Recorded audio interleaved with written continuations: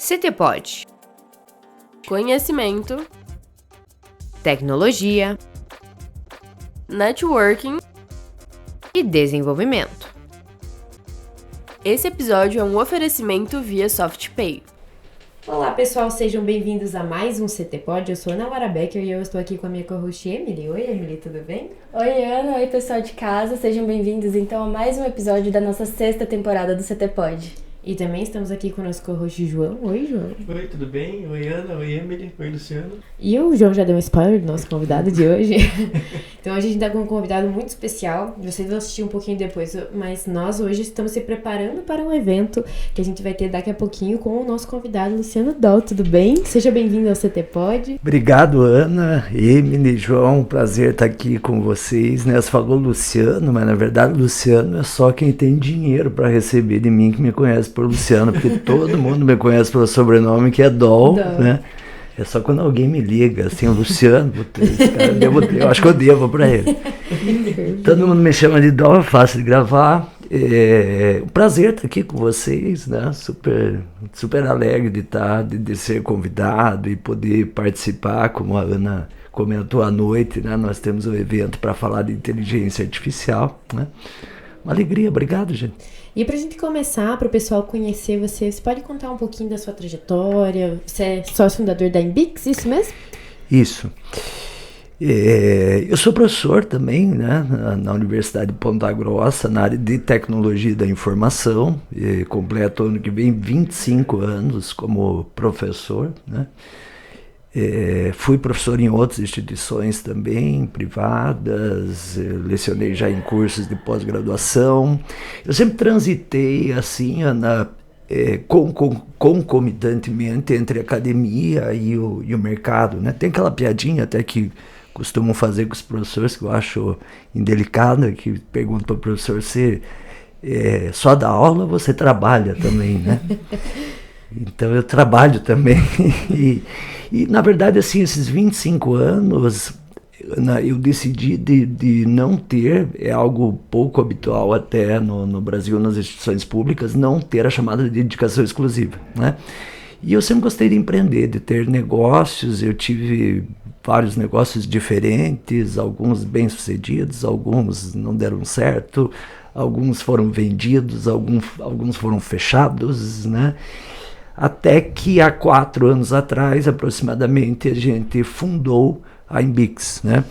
Eu costumo contar assim que eu tive um problema em casa, assim, uma vez a minha esposa chegou e falou assim: olha, se você chegar aqui com mais um CNPJ aqui em casa, eu tô fora, né?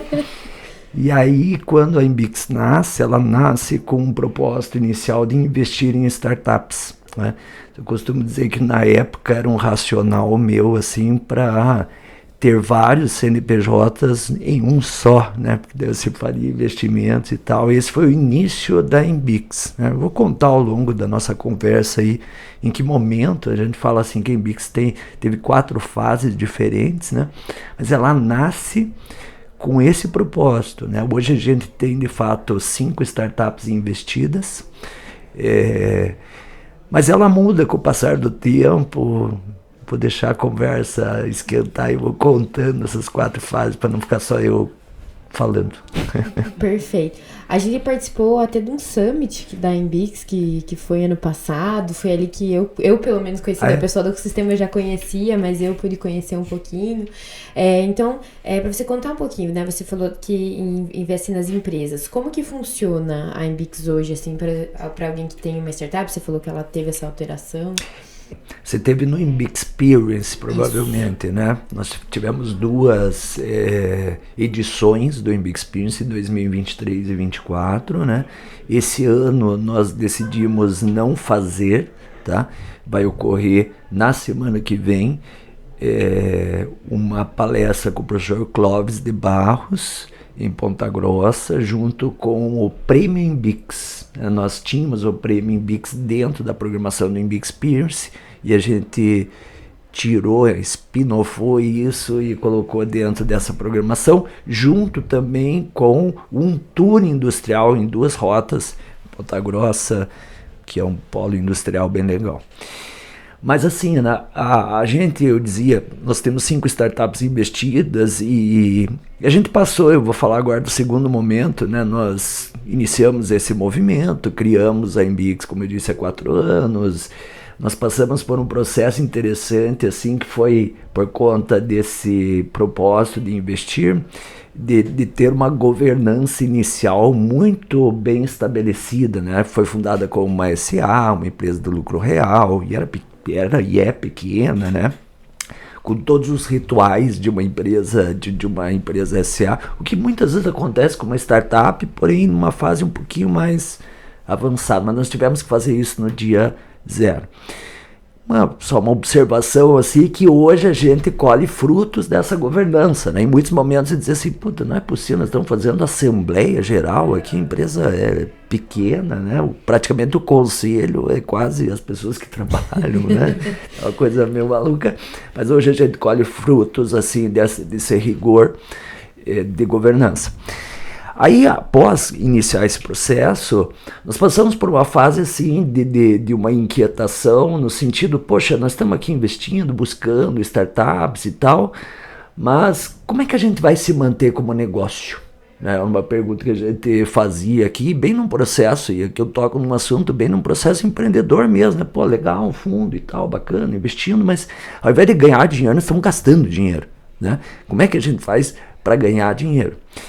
E aí a gente começou a prospectar empresas, né, que tinham interesse nesse movimento que nós fazíamos, né, de buscar startups e tal. E essas empresas que vieram e se aproximaram conosco no início, elas não sabiam direito, Jonas, se elas queriam investir em startups, mas elas queriam ter um funil, né, de seleção de startups para possivelmente mapear essas startups para resolver problemas que elas tinham. Né, uma inovação aberta. Né?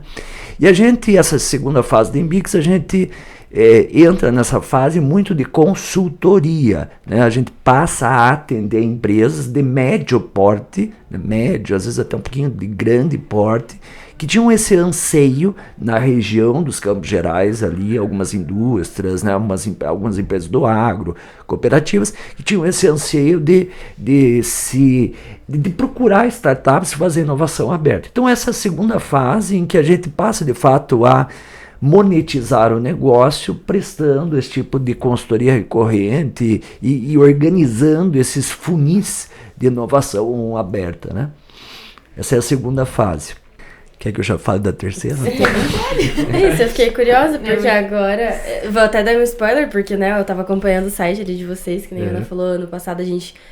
eu também conheci a Embix ano passado, então dei uma olhadinha ali no site, agora vocês estão vendendo soluções para as empresas, né? Exato. Então, aí tem uma terceira lacuna que ainda não me conectei. Então, qual foi a terceira fase para vocês chegarem até o momento atual?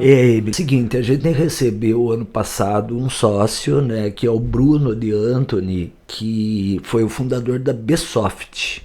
Né? A Bsoft é uma empresa de Bituva, é um software para gestão de pequenas transportadoras. O Bruno teve uma trajetória muito bonita, de algo em torno de 15 a 20 anos, e ele acabou vendendo, ele fez o exit dessa operação, uma empresa super bem sucedida, né? E ele vendeu, né, a empresa, ele saiu da operação, ele se mantém sócio, acionista do grupo que comprou, que absorveu, que é a NSTech, né? E ele entra como sócio na Embix, como eu disse, nós somos uma SA, né? Então cap table organizado, tinha cota de ação, tinha valuation e tal, ele pegou valuation, entrou e passou a ser investidor. Porém, com a trajetória dele, assim, muito focada em software, né? Ao ver tudo que a gente fazia, ele nos provocou, né? Eu e o Cassiano fomos os fundadores, né, iniciais, junto com demais investidores, mas ele nos provoca eu e o Cassiano, dizendo, olha, o que vocês estão fazendo aí é muito legal, muito bacana, mas falta software, falta automação, falta escala, né?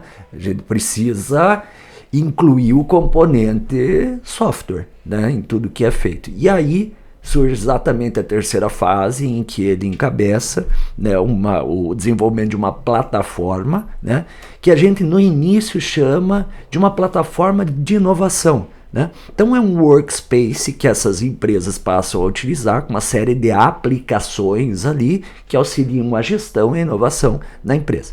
Dom, mas que tipo de aplicação? Vou dar um exemplo lá, né? Nós desenvolvemos um app dentro do Workspace que faz gestão de campanha de ideação. Né? Então as empresas têm lá os programas de ideias, muitas vezes é feito manual, às vezes numa planilha eletrônica, e uma das aplicações do Workspace faz a gestão desse workflow, de toda a campanha, do lançamento, da distribuição dos colaboradores, painel de controle, etc. Né? Uma outra aplicação bem usual, né, que a gente inicialmente desenvolveu para resolver o nosso problema e depois disponibilizou na plataforma, foi um CRM, né, muito numa pegada de ter um funil de vendas inteligente, né, porque muitas vezes você contrata um CRM que é um Porsche lá e você só quer um funil de vendas, né, às vezes paga caro e não resolve aquilo que você faz. E assim foi a terceira fase em que a gente, né, como eu disse, intitulou isso de uma plataforma de inovação, um SaaS, né, recorrente. As empresas, como você disse, uma solução para as empresas. Então a empresa que tinha lá, já nos via como um solucionador, como um consultor, ela passou também a ter uma automação, a ter esse ambiente digital. Né? Essa foi a terceira fase. E aí, nós chegamos na quarta e última fase, né? Talvez vocês vão me perguntar sobre isso, mas eu já vou antecipar. Mas e as startups, não? Né? Lá do dia 1 que vocês investiram? A gente freou esse movimento, né? E é importante lembrar que a gente inicia a Inbix exatamente no pós-pandemia, né? Então a gente veio de uma excitação de mercado da pandemia, que vocês devem lembrar, né? Que tudo era digital, né? Cheques de venture capital, uma coisa meio maluca, né? E no entanto, após isso, a gente sente um recesso nisso, né? Um certo ceticismo do investidor, né? Que não a gente teve épocas vocês devem ter visto histórias de investimento em PowerPoint, né? O cara chegou aqui, puta, que legal, João, eu vou investir em você, mas quantos fatura? Não, 0, né? E investe o cara, né? E hoje você tem um investidor muito mais cético. Esse foi um ponto que fez a gente frear, e o outro ponto foi exatamente aquela mudança da primeira para a segunda fase, do sentido assim, poxa, é legal, né? Mas o investimento de venture capital, startup, é um negócio de, né, teoricamente, a partir de 7, 8, 10 anos, né, em média, que você passa a ter uma expectativa de retorno do capital investido, né? Então é um processo de um médio e longo prazo, né? Mas voltando, então, na quarta fase, né, a gente passa a sofrer, assim, eu vou ser bem honesto com vocês aqui, passa a sofrer uma certa crise de identidade, vocês vão entender. Vocês trabalham com inovação, certo? Eu também, né? Teoricamente, as pessoas me identificam, é professor de inovação, ele é de inovação e tal. Mas se a gente fizer aqui uma rodada rápida entre nós aqui, Emily, Ana, João, eu, o que é inovação? Sem copiar do coleguinha, né? Cada um ali, né, francamente, dizer, o que é inovação para você? É possível, é muito provável, eu diria quase que certamente, que cada um de vocês vai sair com uma definição diferente de inovação, né? Claro, existe lá a teoria de inovação, os tipos de inovação, a gente sabe disso, né? Mas assim, na lata, né, o que é inovação? Um termo super antigo, né? O termo inovação é antigo. E aí a gente passa a sofrer uma certa crise de identidade, né? As pessoas, o que você tem? Você tem uma plataforma de inovação, mas que inovação, né? O que é isso aí, né? E a gente faz um certo retorno, assim, às origens nossas e, sobretudo, passa a ouvir o cliente que já está na base, cerca de 70 empresas que fazem parte hoje do ecossistema Inbix, e aquelas empresas que a gente prospecta, a gente passa a ouvir e perceber que o que mais esses caras são carentes, né, e exigem ferramentas, né, tudo isso se enquadra assim, numa seara que se chama educação, né? Então assim, a gente passou a traduzir a plataforma e tombar a plataforma para educação. Não, mas como assim? Então, me explique um pouquinho melhor a educação. E aí a gente chega no pano de fundo, talvez, da inteligência artificial, que hoje é o tema da minha palestra, né? A IA, ela permitiu assim que as empresas tivessem uma facilidade um pouquinho maior de gerir uma base de conhecimento interna, né? De organizar os seus processos, até porque se não fizer isso, não há LLM que resolva, né? Se você não tiver base de conhecimento, processo, mapeamento, automação disso, né?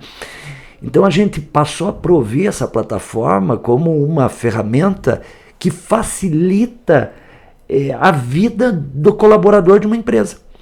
Até porque em toda essa fase, no sentido da inovação, tudo começa na cultura da inovação, na educação, na sensibilização, que é o que a gente vai fazer hoje, por exemplo, né?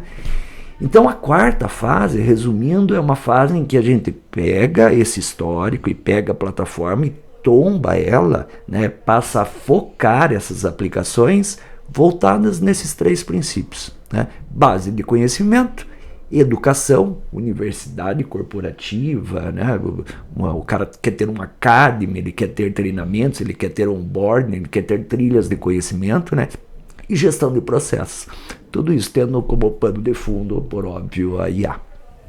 Perfeito. Eu só vou comentar com o pessoal que se vocês verem alguns monstros passando ali atrás, uma das nossas associadas tá fazendo um comercial de Halloween, né? Então ali no vidro tá passando várias fantasias diferentes. Eu então, pensei que fazia parte na verdade contexto, é normal aqui, né? no dia a dia. Então, mas trazer então agora, né, você comentou da inteligência artificial, então vocês já estão aplicando isso e passando para as empresas como que elas podem aplicar dessa forma, e hoje a gente vai ter a palestra aqui, pro pessoal já vai ter passado, né, mas como que você vai tratar hoje o assunto da inteligência artificial, como que você vê ela atuando assim daqui para frente dentro das empresas? O tema da palestra que eu posso falar, porque como a ideia é gerar essa provocação e essa dúvida, né? O tema da palestra é o fim da IA. E quando algumas pessoas viram a chamada da palestra, me perguntaram, porra, mas nem começou direito, você já está matando a IA? Então, veja, eu falei que eu estou há 25 anos como professor, né? Eu vivi a fase da web, né? Em 97, quando eu entro como aluno do curso de computação e graduação em computação, a web tinha recém-chegado, ela chega em 96, né? Então, assim, toda essa transformação. Veja, eu vou contar uma coisa para vocês que vocês não vão acreditar, assim, por exemplo, eu lembro, eu lá com uns pouquinho antes da faculdade, uns 15 anos, 14 anos, nerd, né? Então assim, eu vou pra praia com os meus pais, o meu pai tinha um Monza azul, né? E eu resolvo colocar, porque não tinha celular, né? E eu coloco um computador desktop dentro do porta-mala do Monza para levar pra praia, porra, né? Mas na verdade era o celular da época, né? Então assim, do mesmo jeito que a gente leva o celular pra praia, hoje não tem como imaginar, e eu na minha cabeça de nerd lá, eu levei o desktop, mas o detalhe principal é que não existia internet. Então assim, o que eu fazia com esse computador? Eu jogava, eu comecei a aprender programação, né? Absolutamente nerd, né? E aí vem, né, eu entro na faculdade, no curso de computação, e vem a web, que é uma transformação, assim, né? Então, eu fiz muita palestra e muitos eventos, assim, que nem o de hoje, falando de web, né? Cara, hoje, né, e depois, assim, veio a web, daí veio o mobile, né? Daí veio o nuvem, né? Hoje, se o indivíduo for falar sobre web, mobile, o nuvem, cara, talvez nuvem, né, em termos de tecnologia, que tem o que a ver com a IA, talvez tenha audiência. Caso contrário, não faz sentido nenhum, né? Ou senão um cara chegar aí, eu vou desenvolver um site para você, e você pergunta, eu pergunto assim, você quer que rode no celular? Lógico que eu quero que eu, né? Não tem cabimento isso, né? A mesma coisa vai acontecer com IA, né? Então assim, existe esse hype, existem as empresas se adaptando, existe essa transformação, mas daqui 2, 3, 5 anos, por que a IA vai acabar? Porque tudo vai ter IA. Não vai fazer sentido a gente falar. IA é software, gente, né?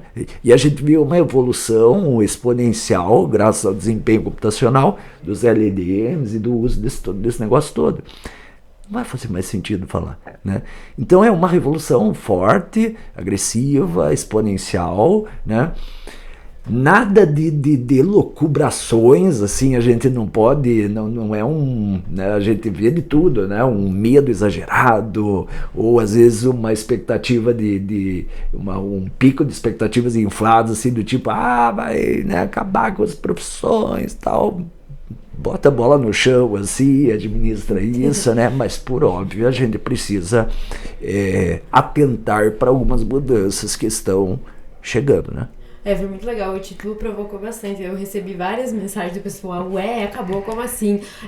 Teve o Clepa da Prompt Society, né? Prompt Society, ele falou, se acabar, aí acabou pra mim. Então é muito legal. E a gente usa muito, né, IA já nos nossos processos. Sim. Aqui. A gente nem é de área de tecnologia, imagino que o pessoal da área de tecnologia usa de forma absurda também, né? Você sabe que assim, né, eu venho da computação e eu sempre fui um crítico, assim,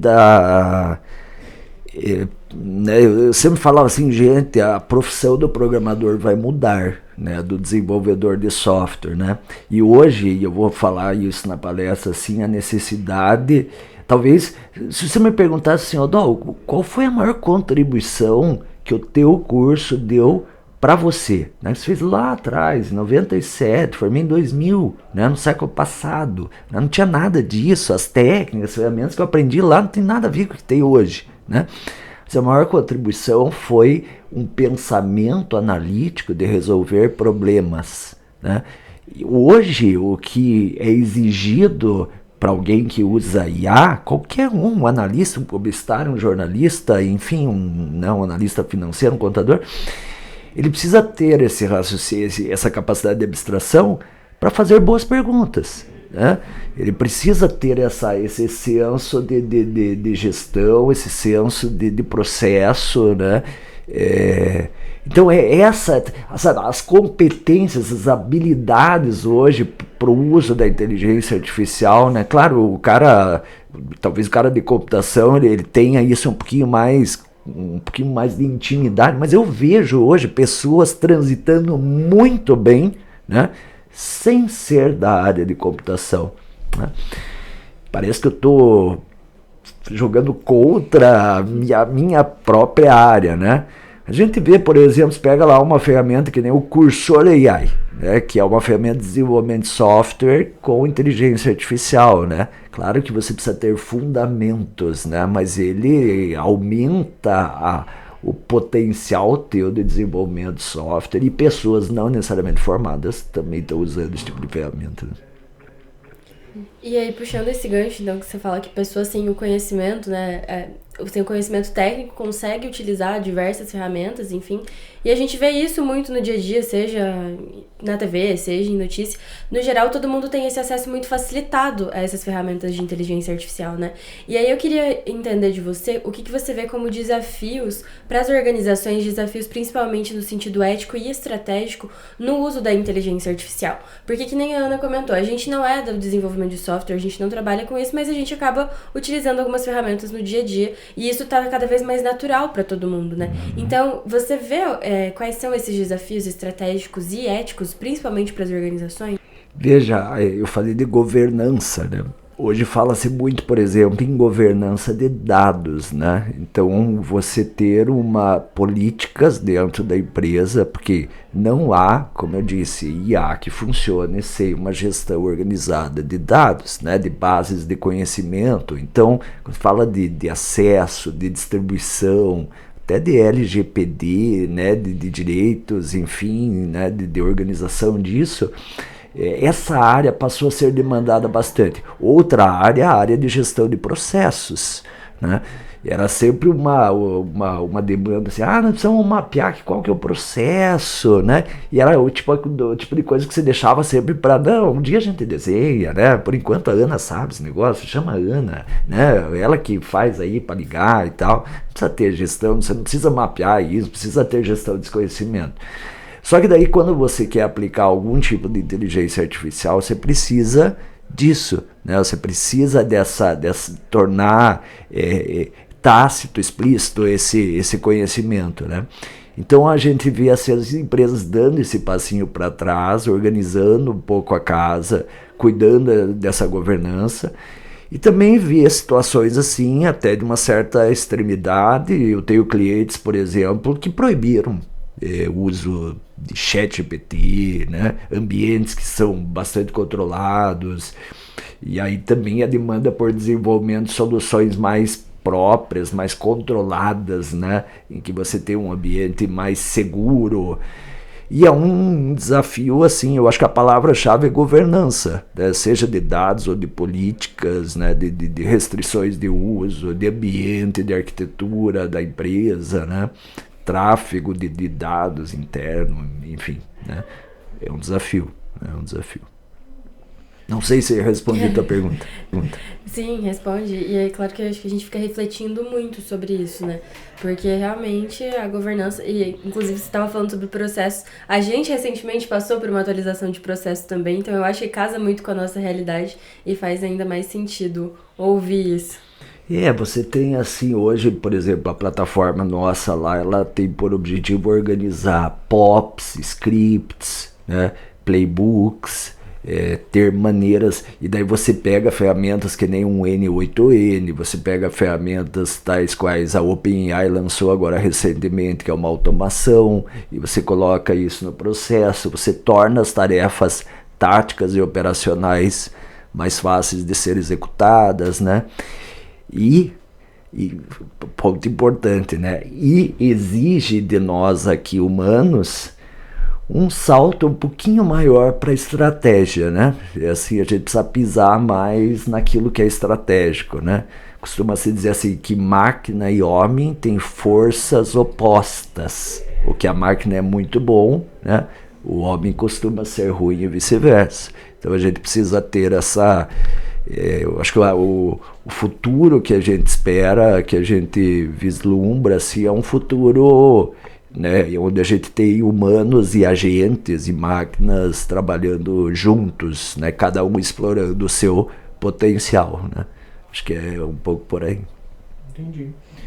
Bom, você falando desse futuro, eu queria saber qual que é o principal desafio para esse futuro acontecer, porque como você falou da proibição do ChatGPT, parece que a população geral tem um certo medo de IA. Uhum. O que a gente poderia fazer para quebrar esse medo e fazer esse futuro acontecer? É por isso que a gente foi para a quarta fase da IMBIX, a educação.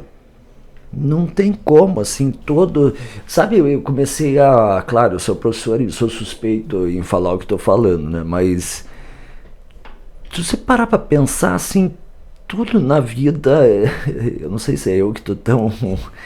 Tudo na vida é educação. Você para assim, por exemplo, você fala, a empresa tem que ter uma cultura. Educação. Você tem que educar, porque você vai definir valores, crianças, definir uma cultura. Qual é a cultura do Silatec? Né? Espaço para o processo educacional. Né? As pessoas têm medo de usar educação. Né? Eu falava com um grupo, por exemplo, de gestores de RH, de gestão e de gente de gestão, esses caras têm um desafio enorme das empresas, corporações, de acalmar os ânimos da galera. Só que para eles acalmarem, eles têm que estar calmos. Uhum. E para eles estarem calmos, eles têm que ter noção. Né? Eles têm que entrar no assunto, eles têm que trafegar com calma dentro de toda essa seara. Então, assim, respondendo resumidamente, assim, objetivamente, educação é treinamento, né? Que nem assim, você vai pra academia, vai pra né? Você quer ganhar peso lá fazendo musculação, tem que treinar. Tem que treinar, né? Então, a rotina, o hábito, né? Passando como eu disse, desde a sensibilização por usar uma determinada ferramenta, né? Permear. Nós temos na IMBIX um produto educacional que é o MBA de Inteligência Artificial, né? Está chegando perto de 300 alunos, 14 estados diferentes do Brasil. Ele é um curso à distância, né? Gravado inteiramente lá nos estúdios e no hub da IMBIX. E a gente vê assim, eu vejo com muita alegria empresas, né, que têm fechado assim, grupos, né, em company, semipresencial, né, do tipo, vamos fazer esses caras usarem a inteligência artificial a seu favor, né. Esses dias me perguntaram assim, para quem é esse curso aí de IA? Eu brinquei assim, é para quem tem problema, né? Tipo, você tem algum problema para resolver, né? Porque a inteligência artificial, as ferramentas, puta, né? Tem inúmeras, né? Tem aplicações diferentes. Se você tem algum problema que você entende que uma ferramenta de IA pode resolver, você tá apto a aprender. E eu me incluo, João, nisso, entendeu? Tipo assim, eu, professor, eu tenho que ter uma mentalidade de principiante, todo dia, sabe? De me questionar, né? Então imagine o seguinte, eu, professor, né, que supostamente a minha profissão é ensinar, né? Eu preciso ficar aprendendo. Sabe o que acontece no curso de IA? A gente grava um módulo do curso. 6 meses atrás. Você olha pro módulo e diz, puta, que merda que tá esse módulo. Tira esse troço do ar, mudou tudo, tira, apaga. Né? Eu olho pro meu módulo e falo que dá uma vergonha. Tira esse troço. Não, olha o que eu tô falando aí. Já passou isso aí. Né? Então é a todo momento se atualizar. Essa velocidade de atualização não gera um pouco de conflito na hora de vocês criarem o curso? Gera conflito e ao mesmo tempo, eu costumo dizer assim, uma oportunidade. Né? Do tipo, é um problema e uma oportunidade. É que daí as pessoas falaram assim, eu tenho um problema de gente aqui na minha empresa. Puta, ótimo, é um desafio. Se você conseguir superar isso, é uma baita oportunidade para você vencer, né? Ele é um curso vivo, né? Então não há dúvida que é um desafio. E ao mesmo tempo, ao ser um desafio, ele cria uma certa, o que a gente diz no empreendedorismo, uma certa barreira de entrada, né? Não é qualquer player que vai fazer um produto, né, talvez tão up to date ali, tal como você faz, né? Mas é pedreira. Perfeito. Eu vou correr um pouquinho porque a gente ainda tem um evento para rodar. Então, mas o papo tá muito bom. Já se me convidado para quando você retornar aqui para Agora Papo, pra gente fazer uma parte 2, contar se já tem mais uma fase da Inbix, se já tem atualização aí. E agradeço muito a sua participação. Acho que é muito legal você ter falado isso da educação, porque aqui no CTP a gente tem o celeiro de inovação, que é onde a gente educa as pessoas da cultura da inovação, da robótica, de tudo, do empreendedorismo, desde as crianças até os adultos. Então, a gente acredita muito nisso, né? O poder da educação de levar a inovação para todo mundo. É bem isso. Muito obrigada. Obrigado, Ana. Obrigado, ele. Obrigado, João. Prazer estar com vocês. Obrigado à audiência de vocês. Foi um prazer estar aqui. Obrigada, pessoal. Obrigado. É isso, obrigada. Já ficou um gostinho pra palestra de mais tarde, né? Então a gente que tá aqui vai ter o prazer de desfrutar da palestra, mas acompanhe as nossas redes sociais, porque lá vai ter atualizações. A gente vai postar um pouquinho do que foi essa palestra do DOL hoje aqui, então. E é isso, gente. A gente se vê no próximo episódio do CT Pod. Até mais. Tchau, tchau. Tchau, tchau. Valeu. CT Pod. Conhecimento, Tecnologia networking. e desenvolvimento. Esse episódio é um oferecimento via SoftPay. O CT Pod é o podcast oficial do Silotech Park. Para mais informações, acesse ctp.org.br. Para sugestões, o nosso Instagram é @ctp.br. Essa gravação foi feita nos estúdios do CTP.